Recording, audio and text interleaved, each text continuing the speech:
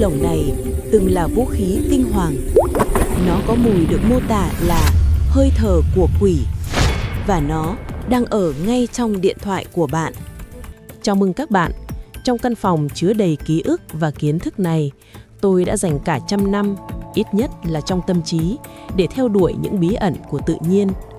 Hôm nay, chúng ta sẽ cùng nhau mở một trang sử đặc biệt về một nguyên tố không hề dễ chịu chút nào.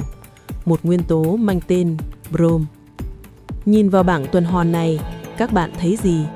Một bức tranh trật tự và logic. Nhưng trong trật tự ấy, luôn có những khu phố đáng sợ. Nhóm 17, halogen. Halogen có nghĩa là sinh ra muối, nghe thật hiền lành. Nhưng đây thực sự là nhóm những kẻ phản ứng cực mạnh, những kẻ thích gây hấn. Fluorine, kẻ điên cuồng, ăn mòn mọi thứ.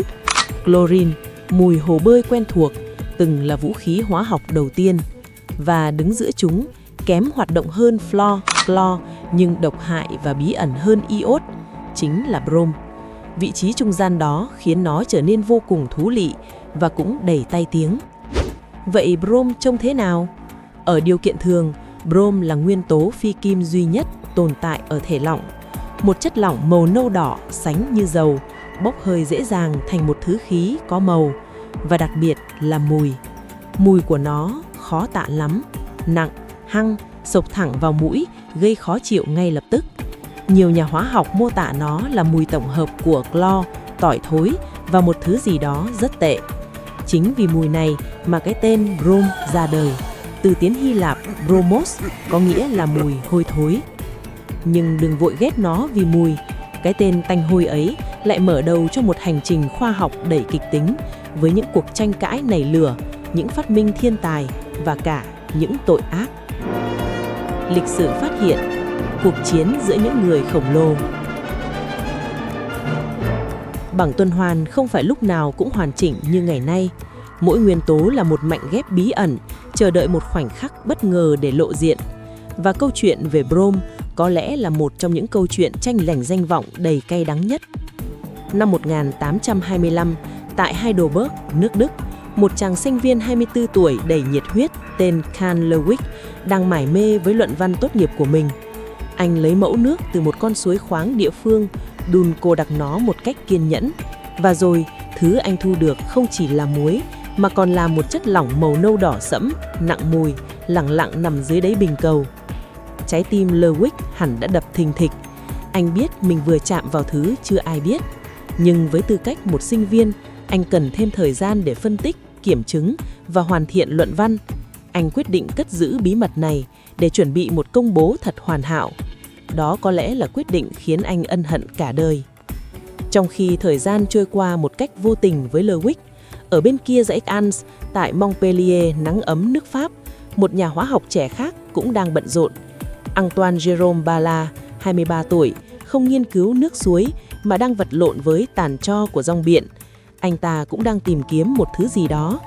Và số phận run rủi cùng một thứ chất lỏng kinh dị ấy với màu nâu đỏ và mùi hôi khó chịu y hệt nhau cũng xuất hiện trong ống nghiệm của Ballard.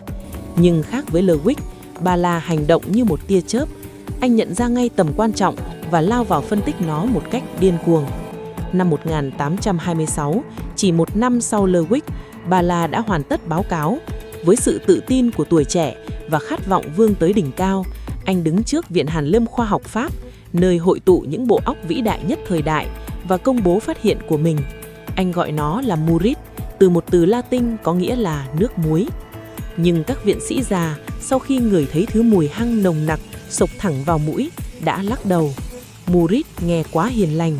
Họ đề xuất một cái tên trung thực hơn dựa trên đặc tính không thể nhầm lẫn của nó. Và từ tiếng Hy Lạp bromos, nghĩa là mùi hôi thối, cái tên bromin, brom đã ra đời và đi vào lịch sử.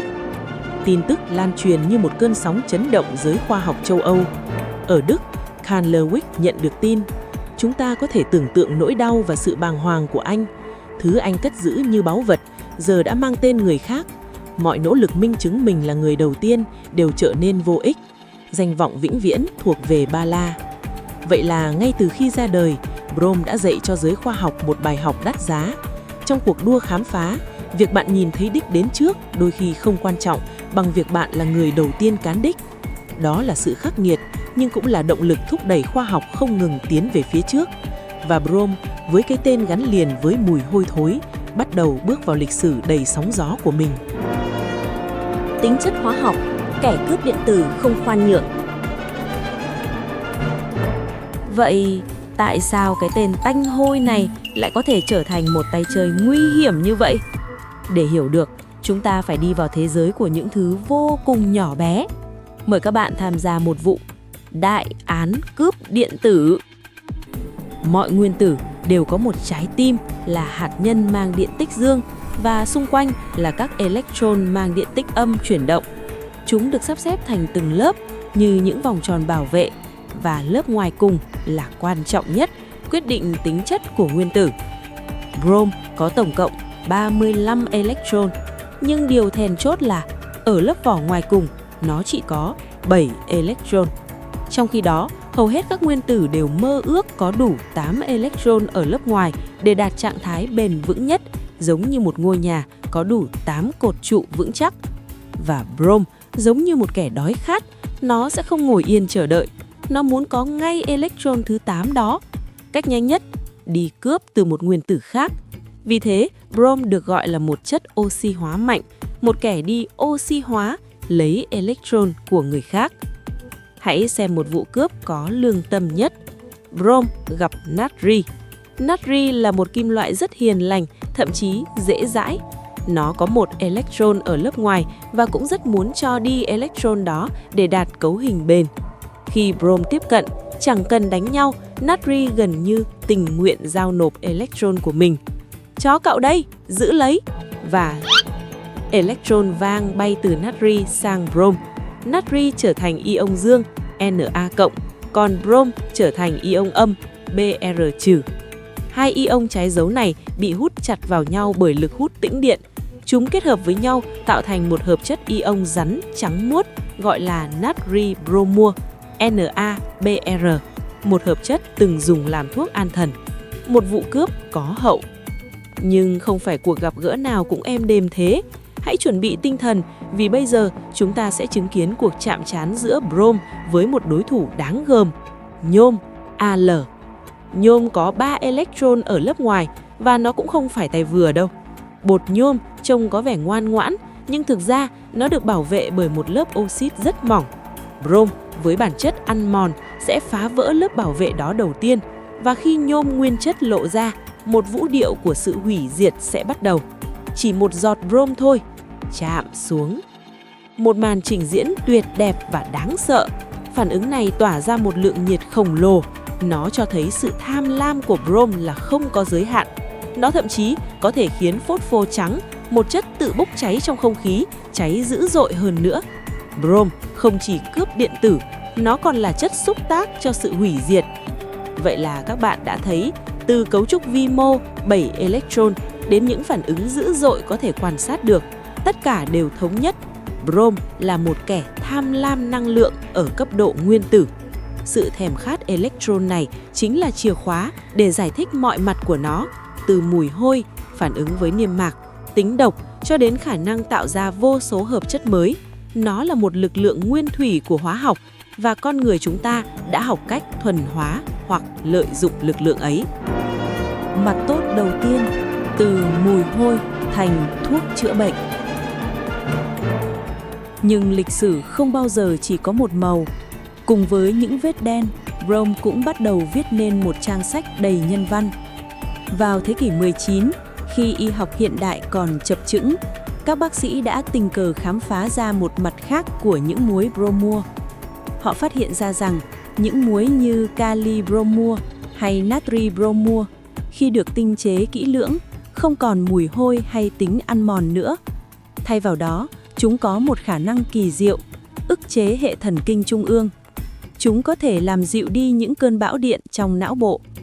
Đây là một tin vang dội. Vào thời điểm đó, căn bệnh động kinh bị bao phủ bởi sự kỳ thị và bất lực. Người bệnh bị coi là bị quỷ ám, bị cách ly và không có cách nào để kiểm soát những cơn co giật dữ dội và đáng sợ. Kali bromua như một vị cứu tinh đã mang lại ánh sáng.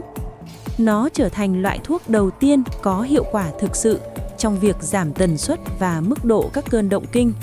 Hàng ngàn bệnh nhân lần đầu tiên có thể sống một cuộc sống gần như bình thường. Brom từ một chất độc bỗng trở thành thần dược. Thành công này khiến giới y học thời đó phấn khích đến mức lạm dụng. Kali bromua được kê đại trà như một loại thuốc vạn năng cho mọi vấn đề thần kinh, mất ngủ, lo âu, căng thẳng và thậm chí, theo một quan niệm sai lầm kỳ quặc thời Victoria, nó được dùng để kiềm chế ham muốn tình dục ở nam giới, đặc biệt là với những bệnh nhân bị chứng cuồng loạn. Nhưng hóa học không bao giờ tha thứ cho sự thiếu hiểu biết. Brom với bản chất độc hại của mình chỉ ngủ yên trong muối chứ không biến mất. Dùng liều cao và kéo dài, những ion bromua này sẽ tích tụ trong cơ thể, gây ra một hội chứng nhiễm độc kinh điển mang tên bromism, chứng ngộ độc brom. Cơ thể bị đầu độc từ từ. Triệu chứng đầu tiên là mệt mỏi triền miên, uể oải như không bao giờ hết. Rồi đến suy giảm trí nhớ, đầu óc lơ mơ, phản ứng chậm chạp. Trên da xuất hiện những vết phát ban mụn trứng cá kỳ lạ, gọi là bromoderma. Và đây là điểm trớ trêu nhất, đầy tính biểu tượng. Khi nồng độ brom trong cơ thể quá cao, nó bắt đầu được đào thải qua hơi thở. Người bệnh thở ra một thứ mùi hăng hắc, ngột ngạt, y hệt như mùi của nguyên tố brom. Họ không cần đến phòng thí nghiệm, cơ thể họ đang tỏa ra mùi của chính thứ nguyên tố đang đầu độc mình. Đó là một dấu ấn sinh học đầy ám ảnh. Vậy là, ngay trong lần đầu tiên con người cố gắng thuần hóa brom vì mục đích tốt đẹp, họ đã nhận được một bài học đắt giá về liều lượng và sự tôn trọng các quy luật hóa học. Brom, kể cả khi đã khoác lên mình lớp vỏ thuốc chữa bệnh, vẫn luôn nhắc nhở về bản chất độc hại tiềm ẩn của mình. Nó là một minh chứng hoàn hảo cho khái niệm con dao hai lưỡi. Ranh giới giữa thuốc chữa bệnh và chất độc đôi khi chỉ là liều lượng. Mặt tối nhất, brom trong chiến tranh, hơi độc của quỷ dữ. Và rồi, khoa học tách khỏi tháp ngà, bước vào cánh đồng chết chóc. Năm 1915, Thế chiến 1 rơi vào thế bế tắc trong những chiến hào ẩm ướt và tuyệt vọng. Tại đây, logic của sự khám phá nhường chỗ cho logic của sự hủy diệt. Sau cú sốc từ những đợt tấn công bằng khí clo, các bộ chỉ huy không ngừng tìm kiếm một vũ khí hóa học mới. Họ cần một thứ gì đó tinh vi hơn, ác hiểm hơn. Không chỉ để giết, mà để vô hiệu hóa hàng loạt, gây hoảng loạn tột độ và làm tê liệt ý chí chiến đấu. Họ cần một thứ khí không dễ bay đi, mà phải bám đọng, len lỏi và kéo dài sự hành hạ. Và brom, với đặc tính vật lý nặng hơn không khí gấp 5 lần, đã trở thành ứng viên hoàn hảo cho ý đồ tàn bạo đó. Nó sẽ không bay lên cao, nó sẽ như một dòng sông độc, chảy tràn, lăn xuống và luồn lách vào mọi ngóc ngách, mọi hầm trú ẩn sâu nhất. Nó sẽ biến chiến hào thành một lò hơi ngạt không lối thoát. Họ chế tạo các hợp chất brom hữu cơ như silin bromide và bromoacetone. Chúng được mệnh danh là khí gây nôn mửa hoặc khí gây chảy nước mắt. Mục tiêu: tấn công thần kinh và niêm mạc, biến những người lính khỏe mạnh thành những kẻ mù lòa, nôn mửa, hoảng loạn trong chốc lát. Một buổi sáng yên tĩnh trên mặt trận, bỗng vang lên những tiếng pháo nổ đục và trục khác thường. Thay vì những quả cầu lửa, từ những quả đạn ấy, những đám mây màu nâu cam, dày đặc, nặng nề bắt đầu tuôn ra. Gió nhẹ đẩy chúng về phía những chiến hào đối phương. Chúng lăn xuống như một con quái vật đang đói. Trong chiến hào, những người lính đầu tiên ngửi thấy thứ mùi hăng hắc, ngọt ngạt đến nghẹt thở. Trong vòng vài chục giây, mắt họ bắt đầu chảy nước như mưa, cảm giác bỏng rát như bị ớt sát vào. Cổ họng co thắt, họ ho sặc sụa không kiểm soát. Rồi những cơn buồn nôn ập đến, họ nôn mửa cho đến khi kiệt sức. Không khí tràn ngập tiếng la hét, tiếng kêu cứu và mùi của sự tuyệt vọng. Những chiếc mặt nạ phòng độc thô sơ thời đó gần như bất lực. Khí brom bám vào da, vào quần áo ẩm ướt, tiếp tục hành hạ họ hàng giờ liền. Hàng trăm, Hàng ngàn người đã chết không phải vì thương tích mà vì phổi bị thiêu đốt hóa học và ngạt thở trong đau đớn tột cùng. Đây không còn là chiến tranh giữa những người lính mà là một cuộc thí nghiệm hóa học trên quy mô công nghiệp, với con người là vật thí nghiệm. Brom, nguyên tố mang tên mùi hôi thối, giờ đã có một biệt danh mới trong các báo cáo quân sự và hồi ký của những người lính sống sót: hơi thở của quỷ, The Devil's Breath. Nó trở thành hình thân của sự tàn ác vô nhân tính mà khoa học có thể bị lợi dụng. Lịch sử đen tối nhất của Brom đã được viết nên không phải bởi bản thân nguyên tố mà bởi bàn tay con người. Nó là một hồi chuông cảnh tỉnh. Kiến thức về cấu trúc nguyên tử và phản ứng hóa học một mặt có thể cứu người, mặt khác khi rơi vào tâm trí mù quáng vì chiến tranh có thể trở thành công thức cho địa ngục trần gian. Nhưng lịch sử không dừng lại ở những trang đen tối. Sau chiến tranh, thế giới bước vào kỷ nguyên phục hồi và bùng nổ công nghệ. Và Brom, kẻ từng bị gọi là hơi thở của quỷ, đã có một cuộc lột xác ngoạn mục. Con người không từ bỏ nó mà học cách thuần hóa sức mạnh nguyên tử của nó cho những mục đích hòa bình. Bạn có biết Brom đang bảo vệ bạn theo cách này mỗi ngày không? Hãy nhìn vào chiếc điện thoại, laptop, TV hay thậm chí nội thất ô tô của bạn. Bên trong các loại nhựa này, người ta thêm vào các hợp chất Brom hữu cơ như TBBPA. Chúng đóng vai trò như lính cứu hỏa tí hon. Khi nhiệt độ tăng cao do chập điện, các hợp chất này sẽ phân hủy và giải phóng nguyên tử Brom tự do. Và nhớ bản chất kẻ cướp electron của Brom chứ? Những nguyên tử Brom tự do này sẽ cướp các gốc tự do đang gây ra phản ứng cháy. Chúng phá vỡ chuỗi phản ứng, khiến ngọn lửa tắt ngúm ngay từ trong trứng nước. Nhờ vậy, bạn có thêm vài giây quý giá để thoát hiểm. Ứng dụng thứ hai có lẽ sẽ làm các bạn yêu nhiếp ảnh ngạc nhiên. Trước khi có cảm biến kỹ thuật số, thế giới được ghi lại qua muối bạc bromua AgBr trên phim ảnh. Tinh thể AgBr rất nhạy cảm với ánh sáng. Khi bạn bấm máy, ánh sáng phản chiếu từ cảnh vật làm các tinh thể này thay đổi. Qua quá trình tráng phim, những vùng bị ánh sáng tác động sẽ lưu lại hình ảnh. Mỗi bức ảnh đen trắng kinh điển đều mang trong mình dấu ấn của Brom. Và ứng dụng quan trọng nhất, y học. Brom không còn được dùng trực tiếp như thuốc an thần gây nghiện nữa, nhưng nó là nguyên liệu thô không thể thiếu trong tổng hợp dược phẩm hiện đại. Vòng benzen có gắn nguyên tử Brom trở thành một khung xương quan trọng. Nguyên tử Brom công kênh giúp điều chỉnh tính tan, độ bền và khả năng liên kết của thuốc với đích tác dụng trong cơ thể. Hàng trăm loại thuốc, từ kháng sinh, thuốc gây mê đến thuốc điều trị ung thư đích thực đều có sự góp mặt của Brom.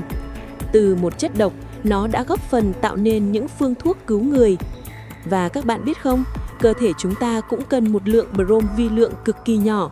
Nó tham gia vào quá trình tổng hợp collagen, giúp da, xương và mô liên kết của bạn khỏe mạnh. Brom, theo một cách rất khiêm tốn, cũng là một phần tạo nên bạn.